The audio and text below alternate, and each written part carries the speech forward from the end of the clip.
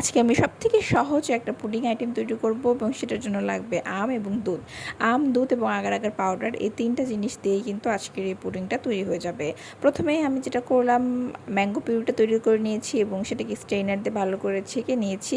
এখন agar agar powder 1 চামচ পানির মধ্যে গুলে দিয়ে ম্যাঙ্গো পিউরিটার মধ্যে দিয়ে দিয়েছি এবং এটাকে অনবরত নাড়তে থাকতে হবে চুলার উপরে। এখানে কিন্তু গ্যাসের ফ্লেমটা অন রয়েছে।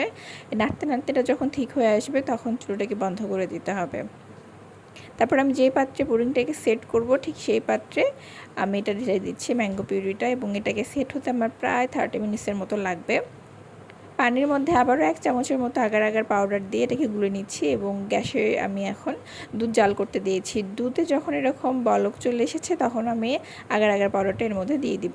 আগার আগার পাউডার কিন্তু ডিরেক্ট দেওয়া যাবে না, দিলে কিন্তু এটা একদম দলা বেঁধে যাবে। এটা একটু পানির মধ্যে নিয়ে গুলিয়ে নিয়ে তারপর ইউজ করতে হবে।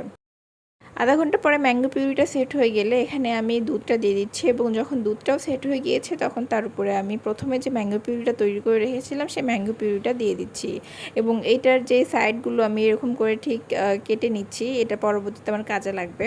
এখন যে লাস্ট টপিং তৈরি করব সেটার জন্য লাগবে একটু পানি, একটু সামান্য চিনি দিয়ে দিয়েছি, অরেঞ্জ ফুড কালার দিয়েছি এবং আগার আগার পাউডার 1 চামচের মতো দিয়েছি। এখন এটাকে সামান্য পরিমাণে একটু জাল করে নেব। একটু বলক চলে আসলেই আমি এটাকে ঢেলে একটি কাপে ঢেলে নিচ্ছি এবং এটা দেখুন একদমই সেট হয়ে গিয়েছে। জেলিটা দেওয়া হয়ে গেলে একটা নাইফ দিয়ে আমি চারিদিকটা একটু ফাঁকা করে দিচ্ছি যেন এই জেলিটা একদমই নিচে লেয়ার পর্যন্ত চলে যায় এবং এটাকেও আমি সেট হতে প্রায় আধা ঘন্টার মতো রেখেছিলাম, অর্থাৎ আমার এই টোটাল ডেজার্টটা তৈরি করতে 3 ঘন্টার মতো লেগেছে। যদি আপনার হাতে 3 থেকে 4 ঘন্টার মতো সময় থাকে আপনি ইজিলি চাইলে এই ডেজার্টটা তৈরি করতে পারেন।